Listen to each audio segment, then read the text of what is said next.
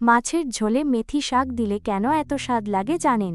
এই ছোট্ট তিতা শাকটা আসলে হাজারো গুণের এক বড় ভাণ্ডার।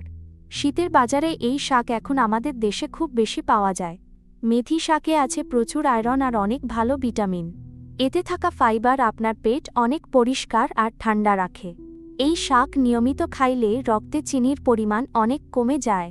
যাদের ডায়াবেটিস আছে তারা রোজ ভাতের সাথে মেথি শাক খান। এটি শরীরের খারাপ কোলেস্টেরল কমিয়ে হার্ট অনেক ভালো রাখে। প্রেশার নিয়ন্ত্রণে রাখতে আর রক্ত বাড়াতে এটি দারুণ কাজ করে।